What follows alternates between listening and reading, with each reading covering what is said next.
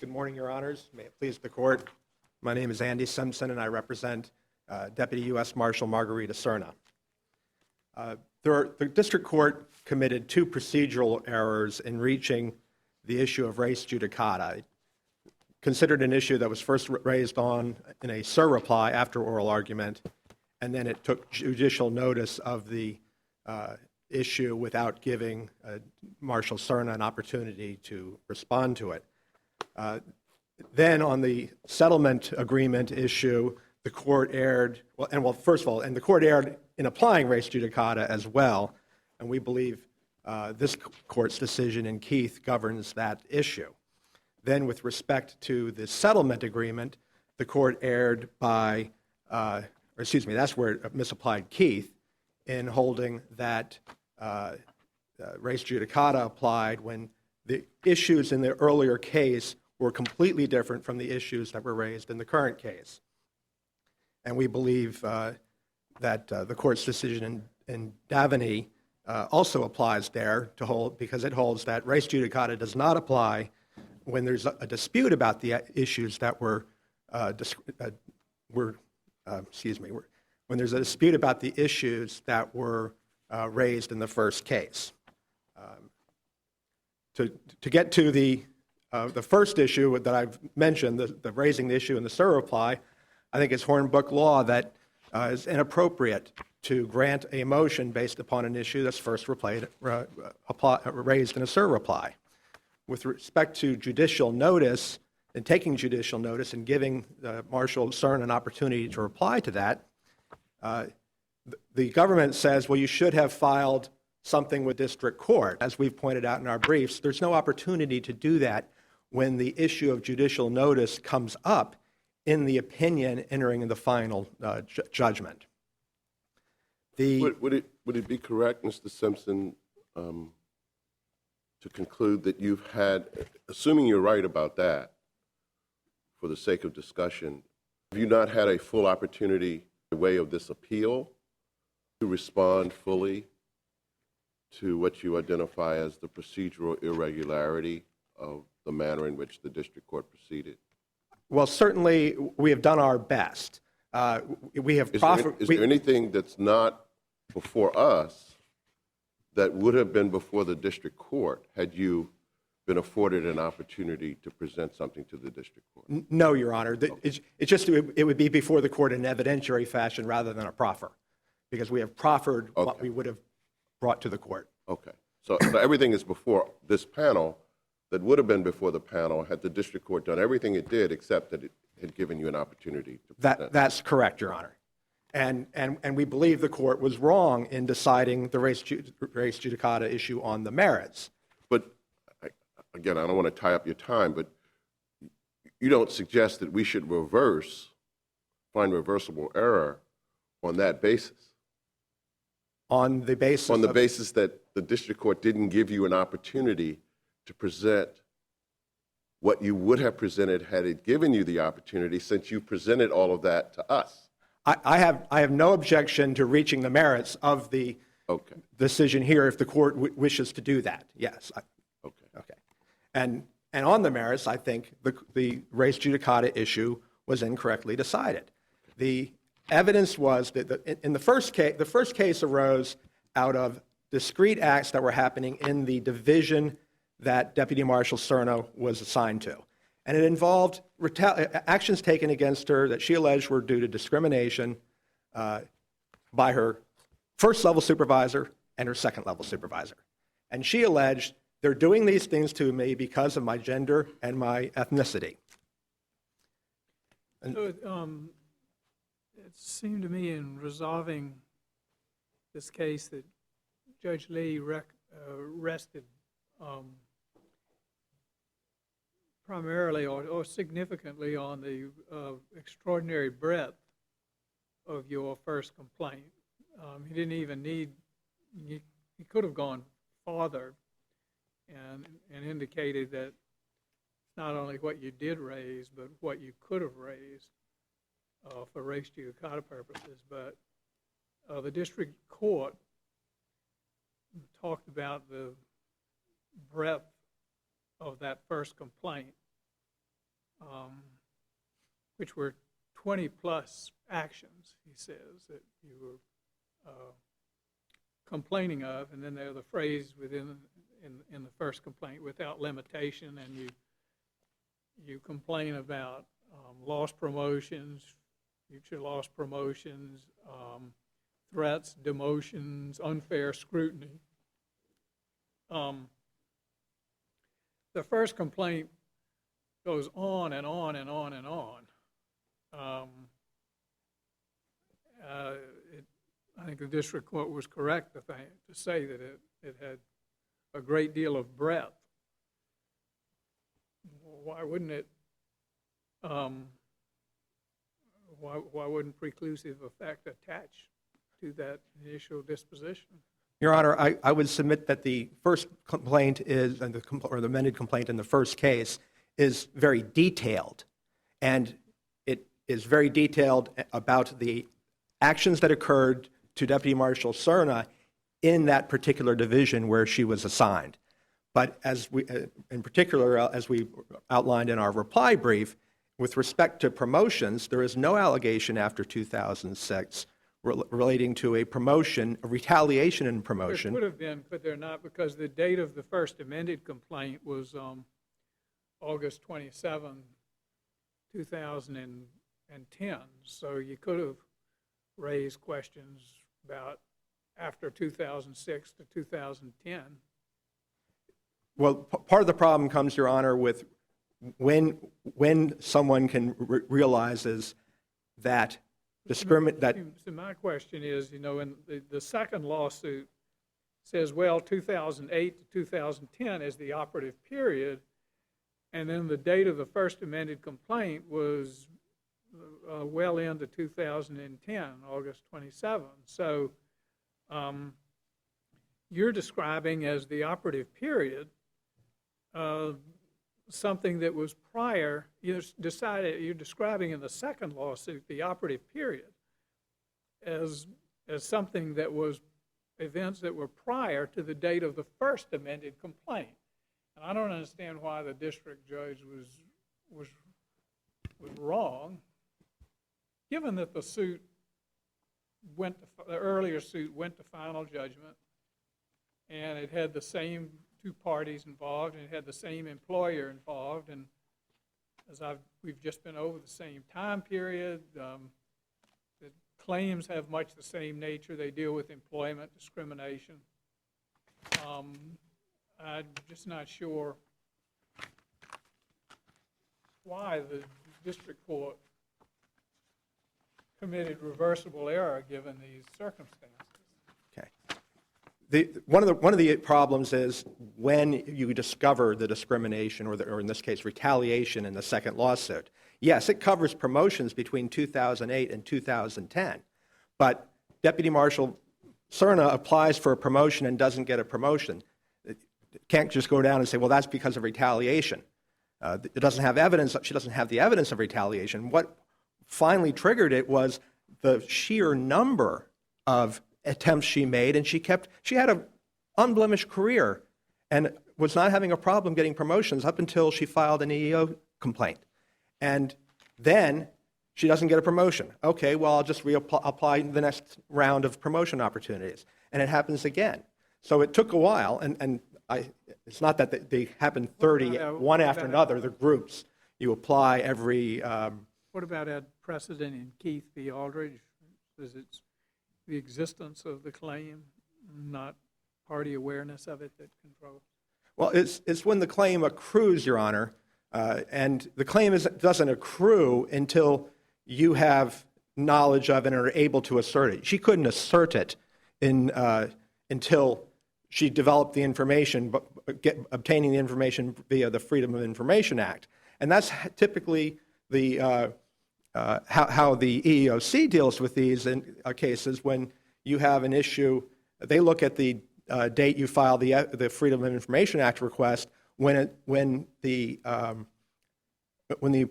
employee brings an action more than 90 days after the period when they're supposed to initiate an informal proceeding, they say, well, if you can't know these things at this point, and we base it upon when you applied for your Freedom of Information Act request.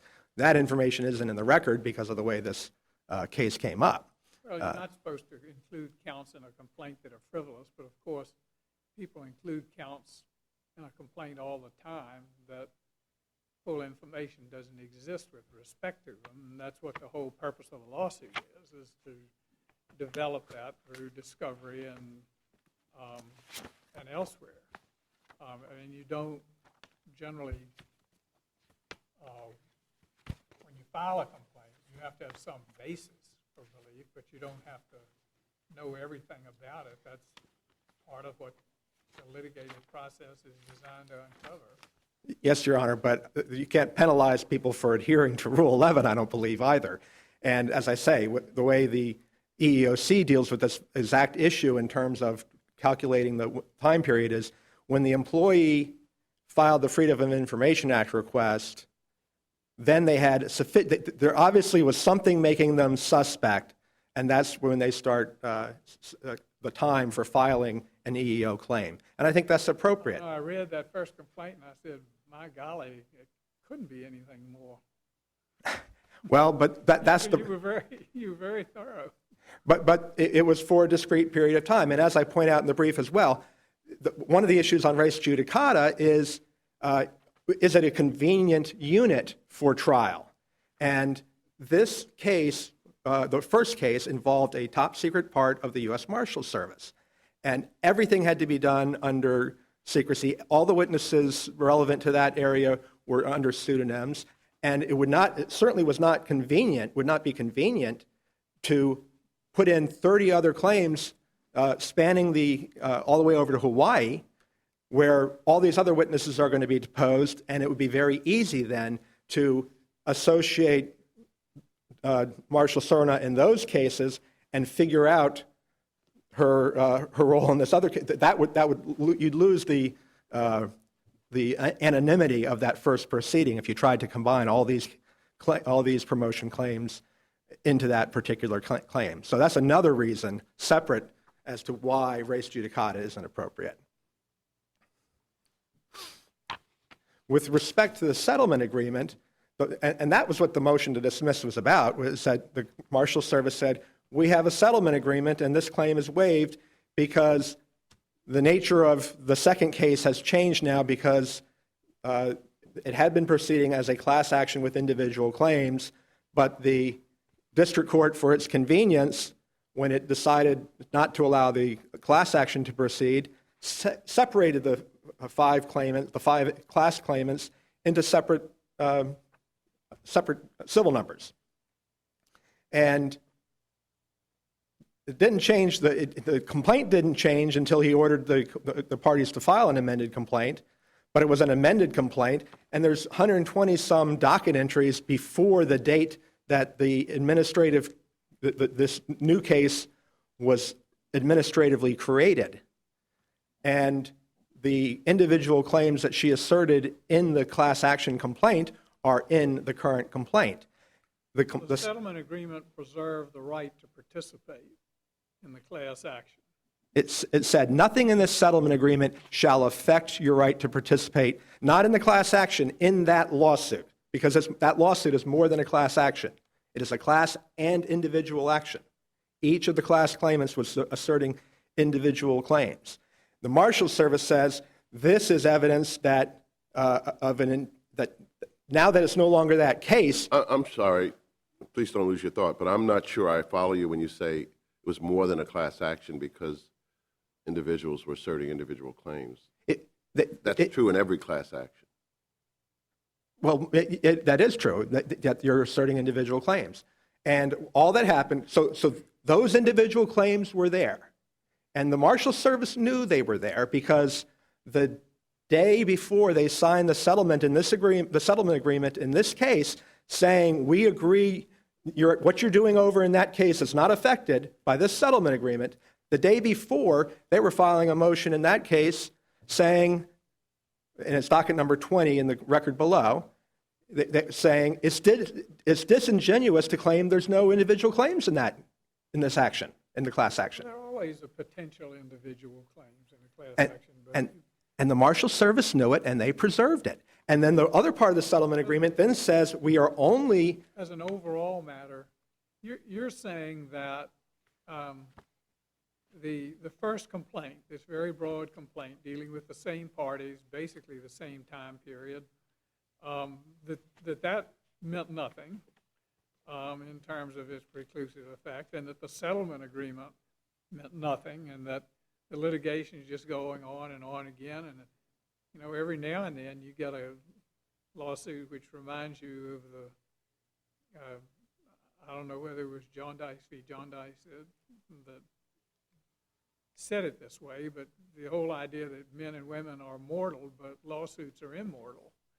And this one just,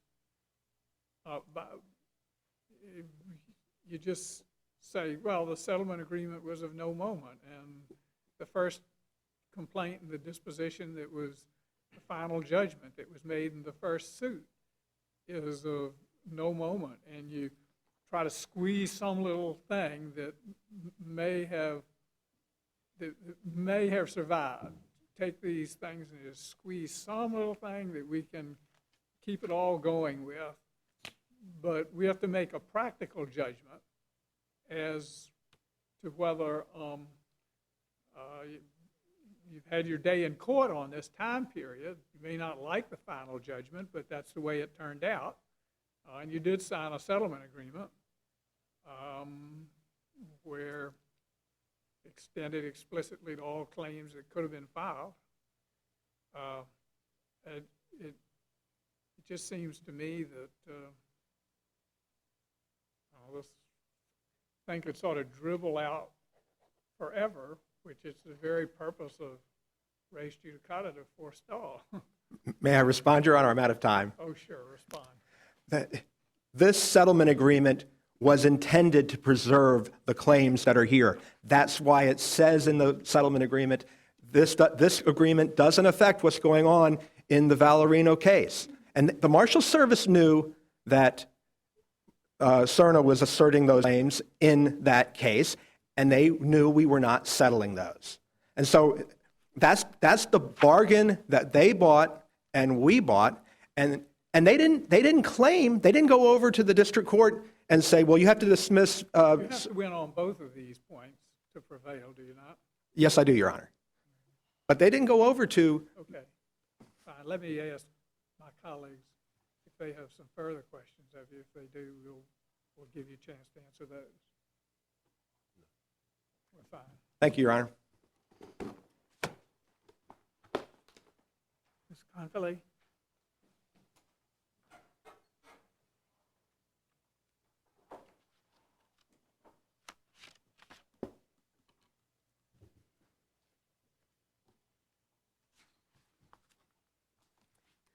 Thank you, and may it please the Court. Antonia Conkley for the defendant. Your Honors, the doctrine of res judicata exists to ensure that a plaintiff only gets one bite at the apple. That is, one full and fair opportunity to litigate any and all claims that were fairly presented by either the transaction or the series of related transactions that were at issue in the plaintiff's original lawsuit. Here, we have absolutely no dispute that the first two elements of that doctrine are met. Namely, that's the existence of a final judgment on the merits as well as the identity of the parties. The only element of the doctrine that plaintiff is disputing is the third and final one, whether identity of claims has also been met. We submit that as the district court correctly held, there are two distinct ways in which that element is met here.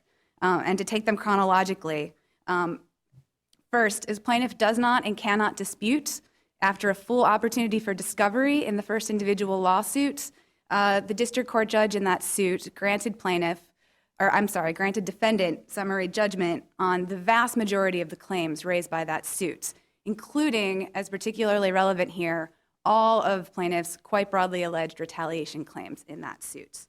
Now, as the district court observed in that decision, there were two critical observations in reaching this holding. First, that the claims in the first complaint were broadly alleged, and that includes the retaliation claims. And here, I would just like to correct the record on a few points that plaintiff's counsel raised during his arguments.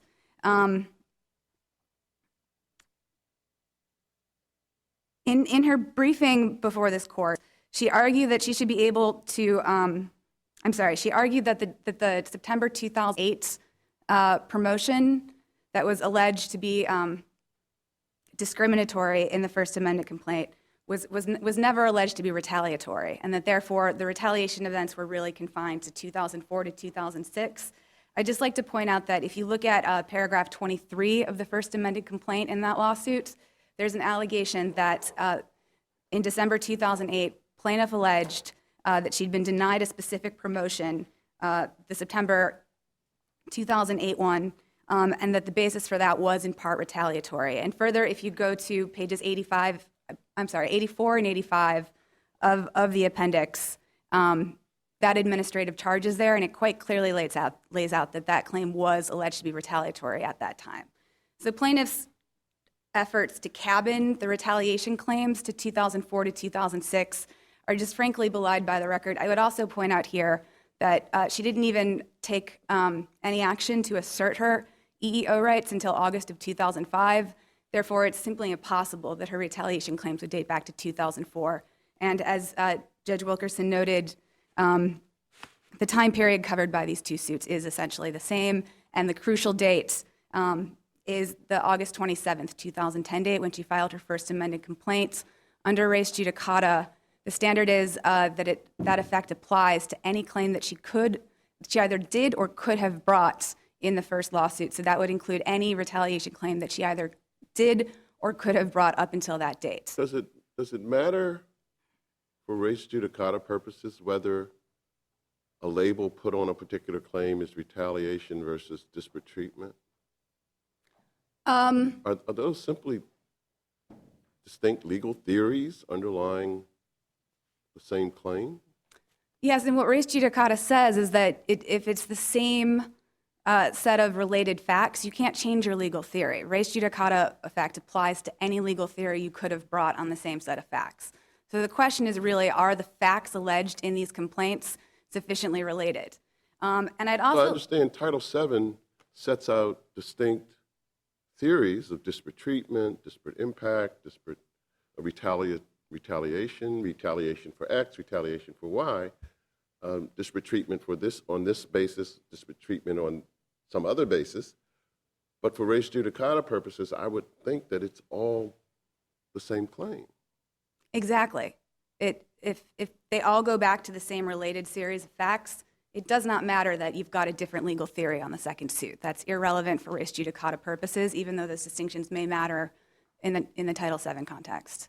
I'd also like to point out that if you look at what plaintiff is arguing with respect to exhaustion, and not to jump ahead, but just to point out a contradiction and a concession that she makes there, she argues that one of the reasons she should be allowed to be excused from exhaustion is that her current retaliation claims should fairly relate back to the administrative complaints that were the basis for her first individual lawsuits, to the 2007 and 2008 administrative complaints that she filed. And the basis for that argument is that her new claims are sufficiently related to the claims that were raised by those complaints and then prosecuted in her first lawsuit, that they're fairly before the court now as part of like the same series of transactions. So that concession is right there in her brief as well. What do you say about the language in the settlement agreement, the carve-out language? The carve-out language, we think that if you consider the moment in time when that settlement was reached and the fact that we had... Which was what date again? It was July 1st, 2011. 7/11, right. 7/11.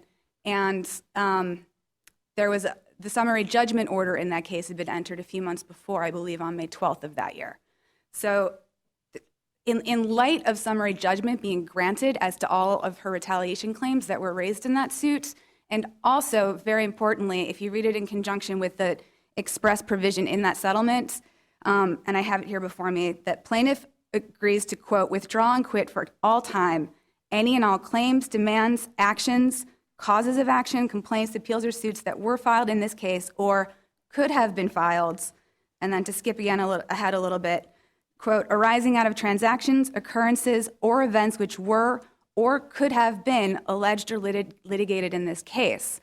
That language is, I would submit, quite plainly inclusive of any individual retaliation claims. And you didn't draft that. I did not. I was not yet with my office at the time. So but was this a situation where the lawyers on both sides sort of put some language into a settlement agreement and sort of either explicitly or implicitly decided we're going to fight about what's left later? No. No? No. So, Absolutely I mean, not. do you agree that there's language in the settlement agreement that sort of cuts both ways? I agree that if you consider the participation in a class action language as a standalone provision, there's a plausible reading there. But if you read it in light of the summary judgment order that was entered at that time as a backdrop, Which is not mentioned in the settlement agreement. no, Yeah. but both parties were clearly very well aware of it, and it had, That's not how it works in contract law. We don't assume incorporation. It requires incorporation by reference. You don't have reference, do you? no, there's no incorporation by reference. But Right. but when You don't, so then getting to Judge Davis' question is, what, you paid $350,000, correct? that was inclusive of attorney's fees, yes. Exactly. And you could have purchased the entire piece, but you didn't. You decided that you were going to pay for almost all of it, but at least something less than 100% by your own agreement. What do you think you were leaving for them to have?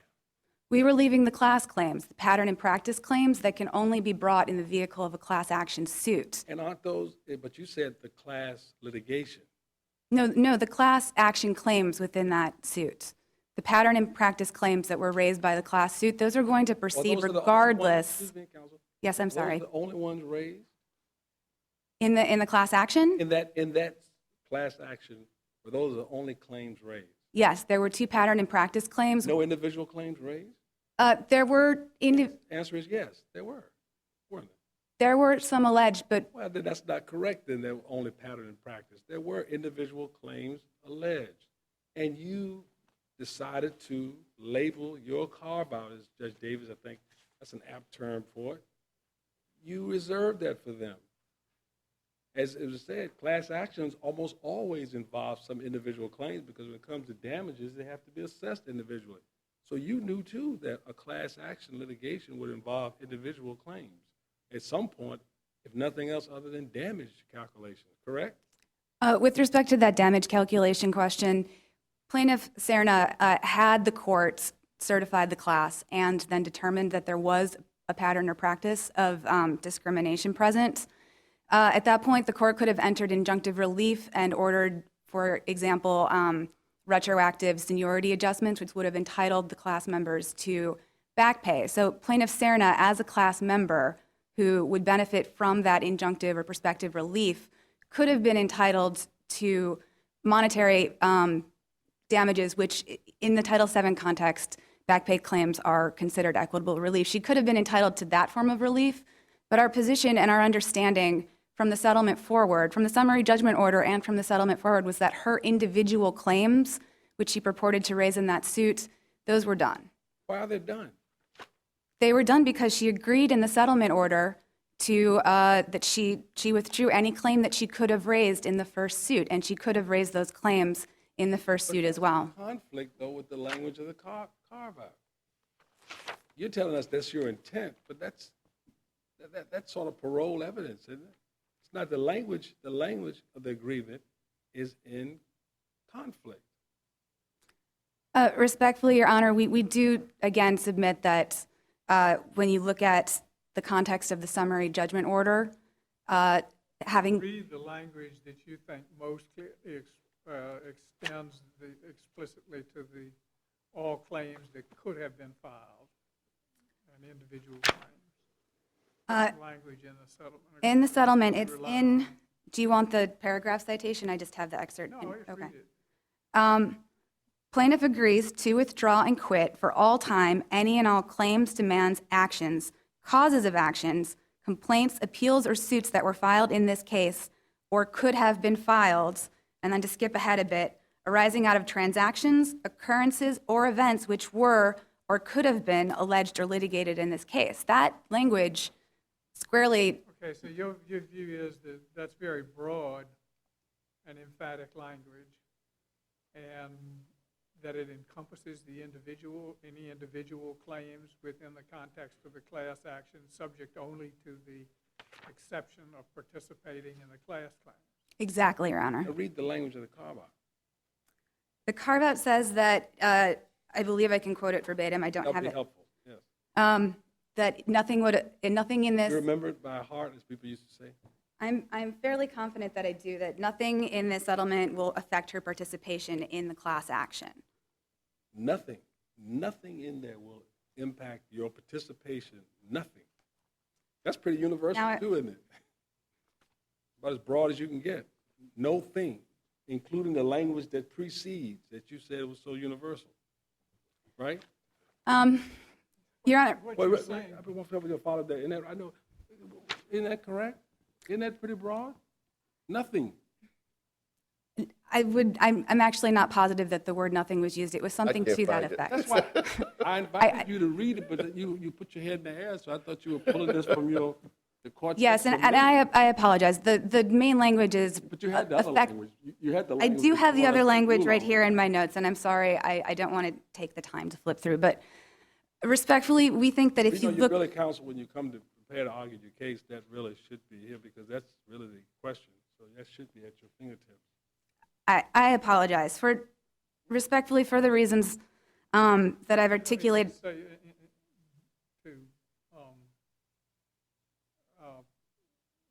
to get back to what you read, read me the language again on that my good colleague had you read. No, The whole third thing time. from this. The third time you're reading this, right? The language, the broad language. Yes. Yeah, read it again. Plaintiff agrees to withdraw and quit for all time any and all claims. No, I understand that. But Oh. The class action language. She didn't have that. That's what. I'm sorry, I can pull that up quickly if you would like. Page 60. Thank you very much, Your Honor.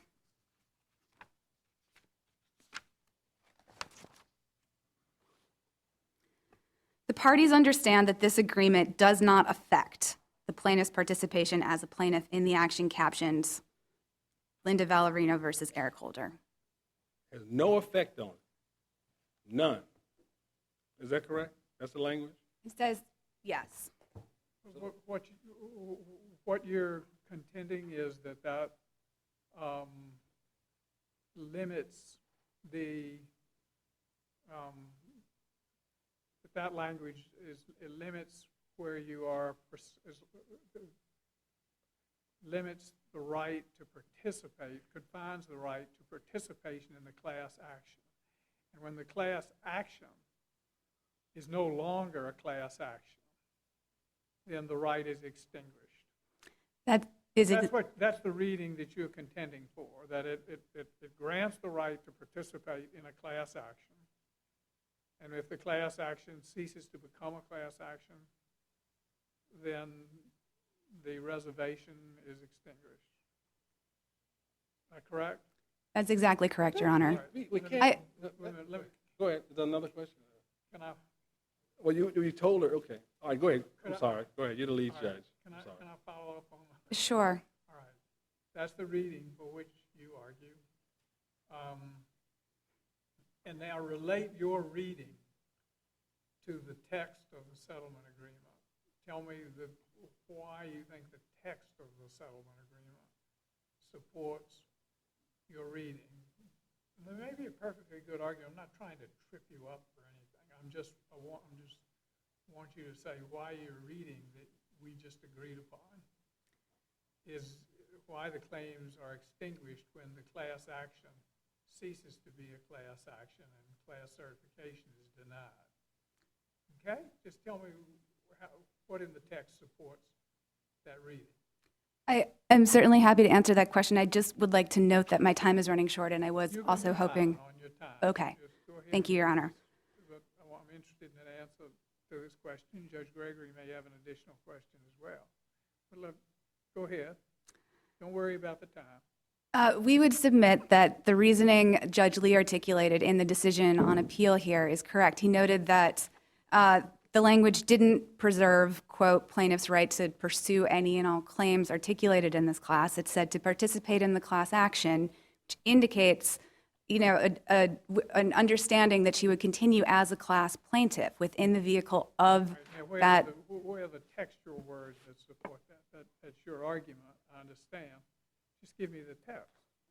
That's in the combination of that the settlement will not affect her participation in the class action, read in conjunction with the release that I've now read a few times into So the you record. have to read them both together. Yes. And that you can't just take that latter part and rip it out of context and take it apart from that, separate and apart from that broad language initially, which appears plainly to point to the extinction of individual claims. That's exactly right. That's your argument? You adopt that argument? I believe that's the argument we set forth in our brief. It was very well articulated by Judge Wilkinson. Okay, all right, now I'm going to try to ask a question. Okay. All right, now, when you file a class action, it's not a class action really until it's certified, correct? That's correct. So at best, what it is, it's litigation that a group of people or representatives file, and they're hoping to be certified, correct? Correct. Right, but the litigation is the litigation. And you say it'll have no impact on that litigation. So there's life post-rejection of certification in the litigation. Is it correct? That's correct. Well, then And- if you wanted it to have the narrower reading that Judge Wilkinson gave you and that you adopt, that you said was in your brief, then you could have written it that way. You could have said, only to the extent that if the class is certified, then you can pursue those claims, but you didn't. You said it'll have no effect on their participation in the litigation. That's not class. That's not defined into a class had to be certified. Well, once the class is, You do agree that individuals can then pursue their individual claims, correct? if they're exhausted and in the vehicle of new suits that are, on different dockets that become new lawsuits, joining the class action tolls their statute of limitations, but once there's no class, there are individual plaintiffs again. Judge Lee gave them permission to file new suits to pursue any claims that they had preserved and still possessed. Plaintiff Serna no longer had any as a result of the summary judgment order and the settlement agreement and the release contained therein. And that's your, fair enough, that's your interpretation. But that's not the letter of the language. Again, I don't know what I can say that I'm not sure. Read it again, Read. page 60.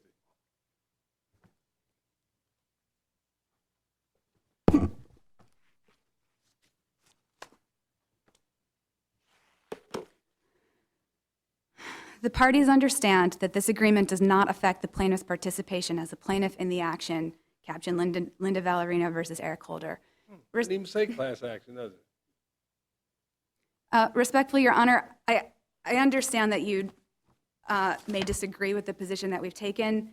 No, you don't understand anything other than my question at this point. Well, okay. You don't decide the opinion. Don't get ahead of yourself, counsel. Don't try to interpret my I'm question. tempted Well, to say, let me finish what I'm saying.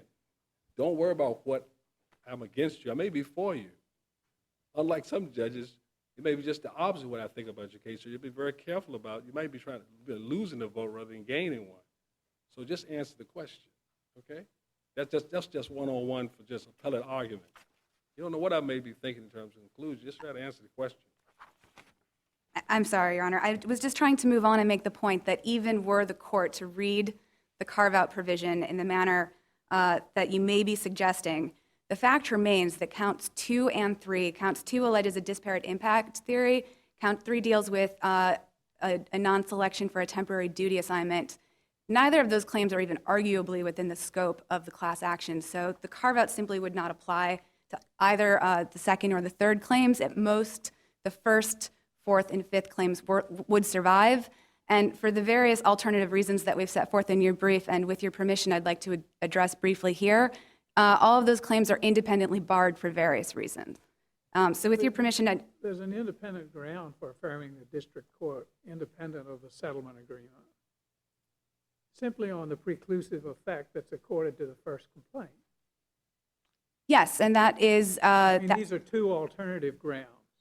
That's right. the summary judgment order and the settlement. The settlement came after the summary judgment order, and so in that sense, it subsumed it, but either one at this point is sufficient and independent on its own. I'm tempted to give you an opportunity to read for the third time the language that cuts in your direction, so that we can even it all up. But I think we've been over and over again, because I asked you to read that part, and my dear friend and colleague may ask you to read the other part. So I think I better stop while I'm I'm happy to oblige. I'm not ahead, but I think I better stop where I am. Do you have some further Yes, comments with you your want to permission, make? I'd like to I told you briefly- you didn't need to worry about your time, so go ahead and make the comments. Okay, I will start with the exhaustion issues. As I'm sure this court is well aware, in a Title VII case, a plaintiff needs to exhaust her claims administratively before she can bring a federal lawsuit in this court or in the district courts. The plaintiff here does not even contend that she did exhaust any of the claims in her current lawsuit. Rather, To the merits of the suit, doesn't it? no, exhaustion is a jurisdictional issue. This court has repeatedly held that a failure to exhaust in a Title VII context deprives the court of subject matter jurisdiction over the case. So just briefly, I'd like to run through those arguments and explain why we think they are incorrect. Can you do that pretty quickly? Yes, I will be as quick as I can. Her first argument is that under the doctrine of vicarious exhaustion, she's excused from exhausting her claims in this suit, and that doctrine provides that in a class action, as long as one or more class plaintiffs has exhausted his or her claims, additional plaintiffs can come in and join that suit without having exhausted their claims. Here, we'd just like to respectfully submit that this court should follow its previous holding in Williams versus Henderson, just cited in our brief. There, this court expressly held that vicarious exhaustion is not available to an individual plaintiff who pursues individual claims in a separate suit following the denial of class certification. That opinion is, as plaintiff points out, not published. However, we think that its reading is quite sound and should be followed here. And basically, the rationale is that when you have a class action, you have commonality between the plaintiffs such that their claims can be tried as a class. And where that situation is present, the claims are so similar that no further conciliatory purpose would be served by requiring each and every one of them to separately exhaust. However, where you don't have a class, that logic evaporates and the doctrine just really is no longer applicable going forward. And again, the filing of the class action lawsuit tolls the statute of limitation for anyone who has joined that lawsuit, so no one loses their ability to exhaust based on joining the class action. You okay now? Have you finished? There were a few other arguments, but if you'd like... I think you can rest on your brief on those. Okay. But if my panel members have any questions about it, that's fine. But otherwise, you don't waive things by not mentioning them in oral arguments. You can rest on your briefs on those. Okay, very well. We have no further. Okay. We respectfully ask that you affirm the holding of the district court. Thank you very much. Simpson, happy to hear from you in rebuttal.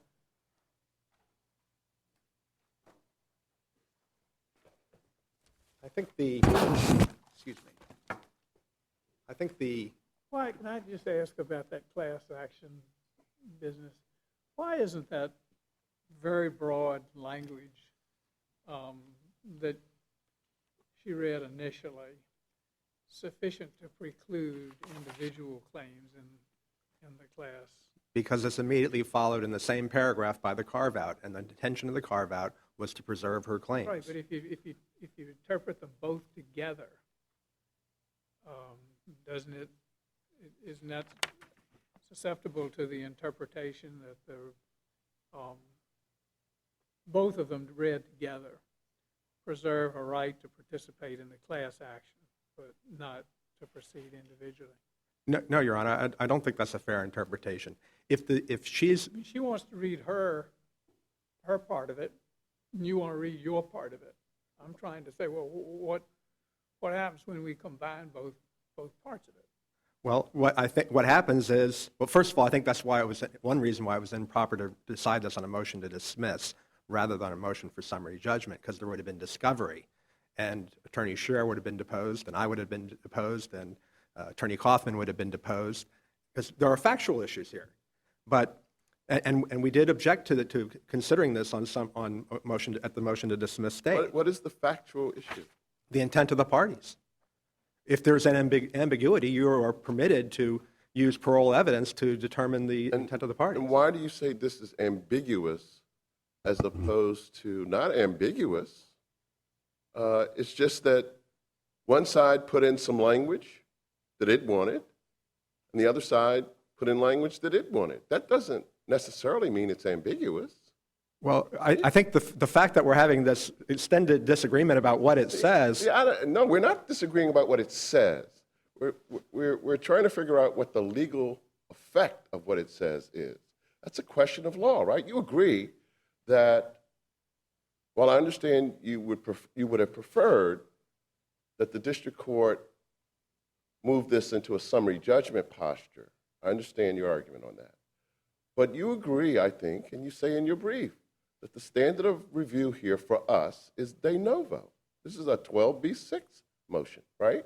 Reviewing the decision of the district court, yes. And so we look at this settlement agreement just like the district court looked at it, right? We don't defer to the district court's interpretation. We look at it ourselves, right? If it's non-ambiguous, yes. Okay, and so why do you say it's ambiguous? I don't think it is. I think it says exactly. I don't either. I think it says exactly. So we're in agreement. Okay. So the disagreement, your disagreement with the district court, is the district court's legal interpretation of a non-ambiguous document. I believe that's correct, Your Honor. Okay. Go ahead. But to the extent it is deemed or believed to be ambiguous. Well, I agree with you. I don't think it's ambiguous. Okay. You answer Judge Wilkinson's question. Good question. I'm sorry. That was the question. When you put them together, why do we come to the conclusion legally that you suggest we should? Because it expressly refers to the Valerino action, does not refer to it as a class action, and it says this does not affect the plaintiff's participation in. Now, if her individual claims are dismissed by this document, that affects her participation in that case because she can't be a class plaintiff. Preliminarily, I agree with Judge Davis that the fact that parties offer differing interpretations of a particular contract term doesn't make it ambiguous because by definition of the lawsuit, every lawsuit for a breach of contract is going to likely involve different interpretations of the legal term, and that can't be enough to establish ambiguity. But my concern about it was that the part that your opposing counsel really wanted to read and get to seems squarely aimed at individual claims. Then if the individual claims are dismissed, she cannot be a plaintiff in the class action. That affects her participation. It affects her participation individually, and as a matter of law, she cannot be a class plaintiff. And that's why... You mean she can't be a named class representative, but she can certainly participate on class claims. For example, she could testify to her individual experience in support of a pattern and practice. Yes. So I'm not sure I follow you when you say the mere release of her individual claims forecloses her participation. And by the way, that word is a pretty powerful word, it seems to me, in the context of our discussion. Participant covers a lot of ground.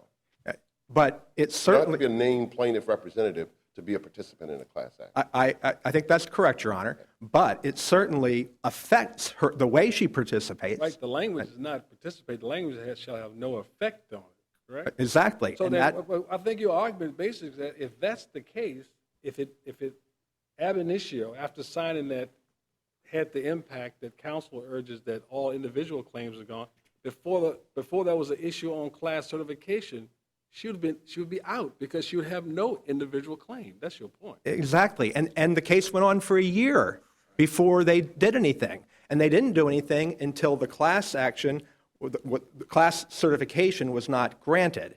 And it is not correct to say that Judge Lee gave the parties permission to file a new lawsuit.